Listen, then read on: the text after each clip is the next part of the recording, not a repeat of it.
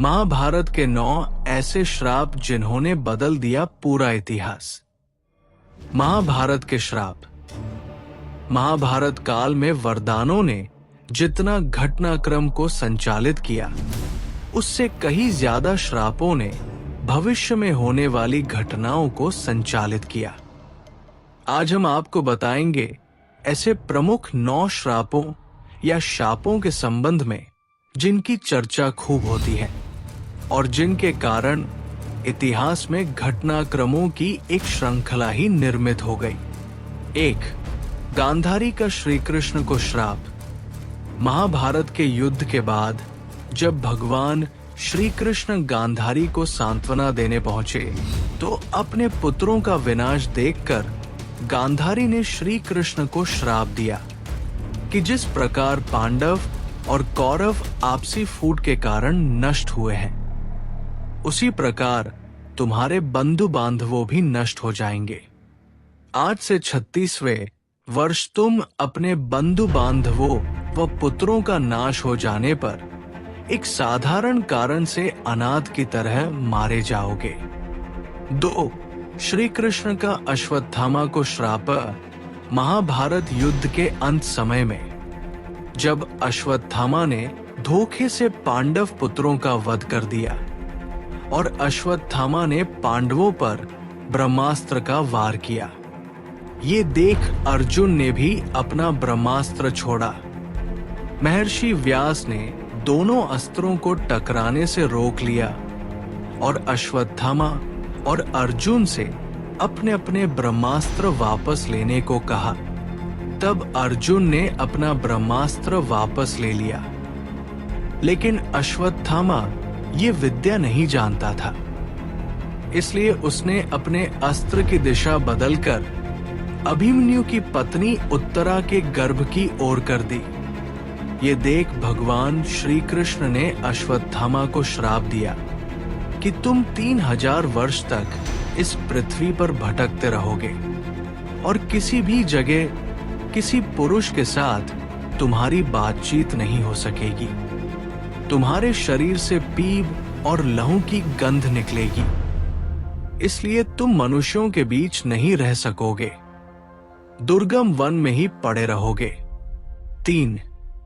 द्रौपदी का घटोत्कच को श्राप है। मान्यता अनुसार जब घटोत्कच पहली बार अपने पिता भीम के राज्य में आया तो अपनी मां हिडिंबा की आज्ञा के अनुसार उसने द्रौपदी को कोई सम्मान नहीं दिया। द्रौपदी को अपमान महसूस हुआ और उसे बहुत गुस्सा आया।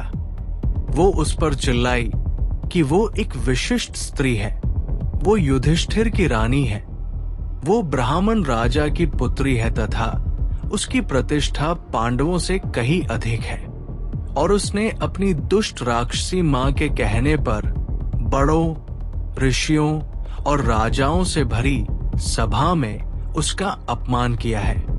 जा दुष्ट, तेरा जीवन बहुत छोटा होगा तथा तू बिना किसी लड़ाई के मारा जाएगा। यदि ये श्राप नहीं होता तो घटोत्कच अकेला ही कौरव सेना का नाश कर देता। 4.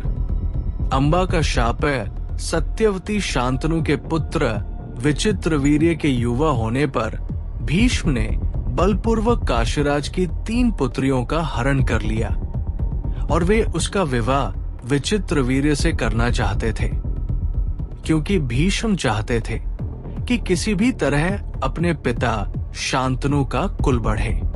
लेकिन बाद में बड़ी राजकुमारी अंबा को छोड़ दिया गया क्योंकि वो शाल्वराज को चाहती थी। लेकिन शाल्वराज के पास जाने के बाद अंबा को शाल्वराज ने स्वीकार करने से मना कर दिया। अंबा को परशुराम भी न्याय नहीं दिला पाए। बाद अंबा ने अपनी देह त्यागते वक्त बहुत ही द्रवित होकर भीष्म को कहा कि तुमने मेरा जीवन बर्बाद कर दिया और अब मुझसे विवाह करने से भी मना कर रहे हो। मैं निस्सहाय स्त्री हूं और तुम शक्तिशाली। तुमने अपनी शक्ति का दुरुपयोग किया। मैं तुम्हारा कुछ भी नहीं बिगाड़ सकती, लेकिन मैं पुरुष के रूप में दोबारा जन्म लूंगी और तब तुम्हारे अंत का कारण बनूंगी।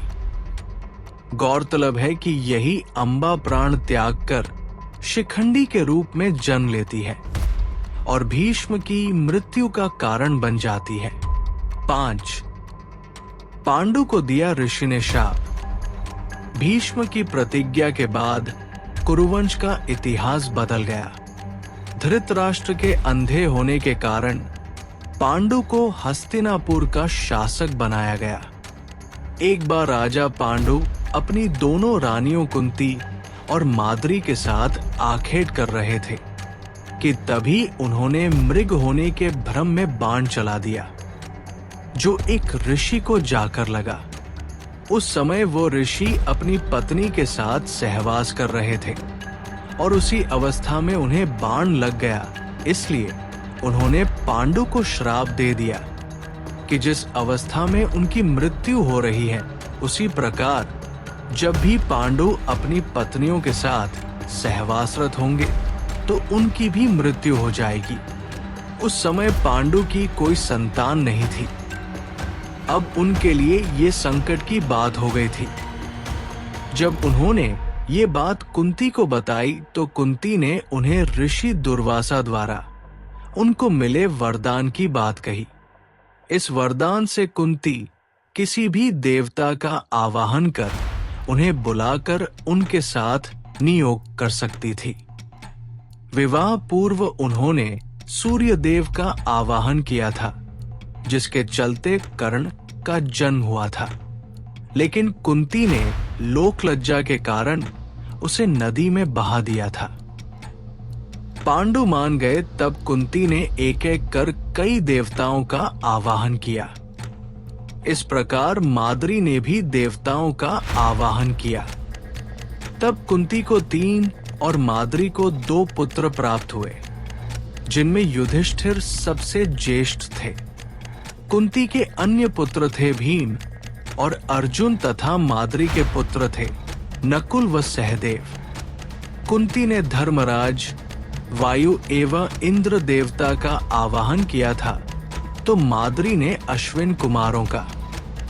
बाद में पांडु ने जब अपनी पत्नियों से सहवास किया तो वे मृत्यु को प्राप्त हो गए।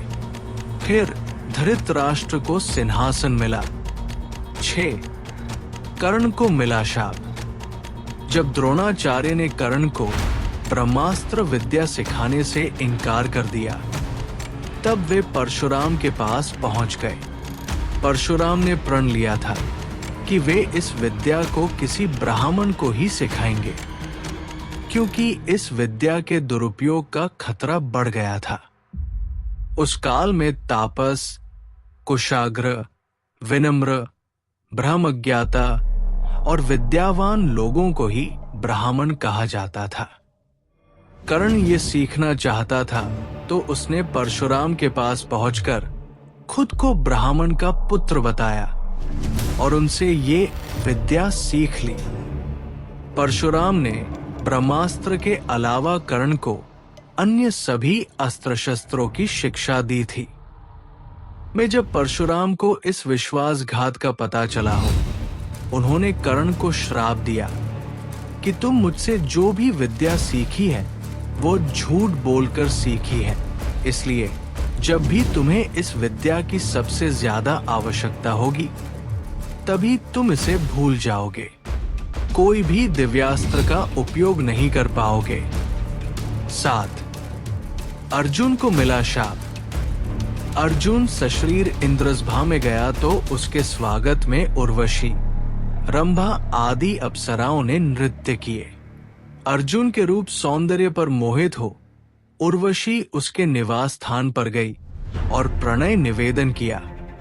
साथ ही इसमें कोई दोष नहीं लगता, इसके पक्ष में अनेक दलीलें भी दी, किंतु अर्जुन ने अपने दृढ़ इंद्रिय संयम का परिचय दिया।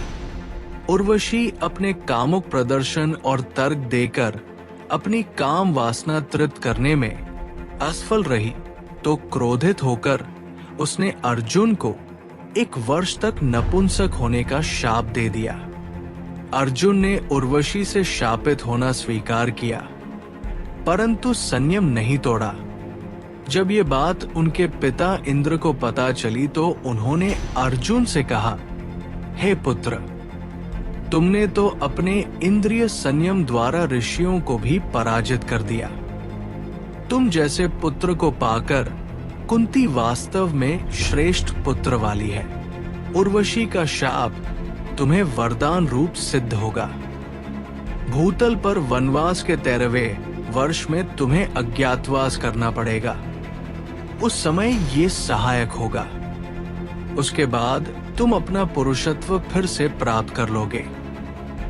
इस शाप के चलते अज्ञातवास के समय अर्जुन ने विराट के महल में नर्तक वेश में रहकर विराट की राजकुमारी को संगीत और नृत्य विद्या सिखाई थी। तत्पश्चात वे शाप मुक्त हो गए थे। 8. दुर्योधन को मिला शाप। एक बार धृतराष्ट्र के दरबार में महर्षि मैत्रेय उपस्थित हुए।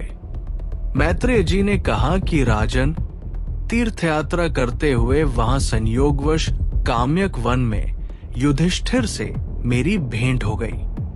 वे आजकल तपोवन में रहते हैं।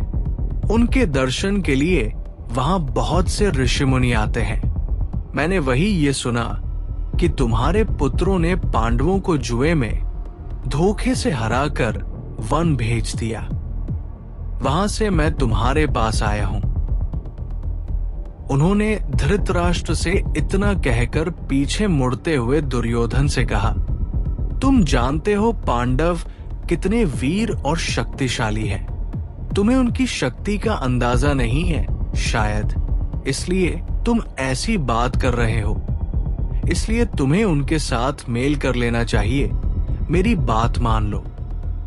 गुस्से में ऐसा अनर्थ मत करो। महर्षि मैत्रेय की बात सुनकर दुर्योधन को क्रोध आ गया और वो व्यंग्यपूर्ण मुस्कुराते हुए पैर से जमीन कुरेदने लगा। और हद तो तब हो गई जब उसने अपनी जांघ पर हाथ से ताल ठोंक दी। दुर्योधन की ये उद्दंडता देखकर महर्षि को क्रोध आया। तब उन्होंने दुर्योधन को शाप दिया, तू मेरा तिरस्कार करता है, मेरी बात शांति पूर्वक सुन नहीं सकता। जा उद्दंडी, जिस जंघा पर तू ताल ठोंक रहा है उस जंघा को भीम अपनी गदा से तोड़ देगा। बाद में कौरव और पांडवों का घोर युद्ध हुआ और भीम ने दुर्योधन की जंघा पर वार कर अंत में उसकी जंघा उखाड़ फेंकी। 9. श्रृंगी ऋषि का परीक्षित को श्राप। पांडवों के स्वर्गारोहण के बाद अभिमन्यु के पुत्र परीक्षित ने शासन किया। उसके राज्य में सभी सुखी और संपन्न थे। एक बार राजा परीक्षित शिकार खेलते खेलते बहुत दूर निकल गए।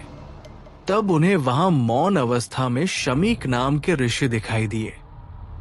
राजा परीक्षित ने उनसे बात करनी चाहिए, लेकिन मौन और ध्यान में होने के कारण ऋषि ने कोई जवाब नहीं दिया। ये देखकर परीक्षित बहुत क्रोधित हुए और उन्होंने एक मरा हुआ सांप उठाकर ऋषि के गले में डाल दिया।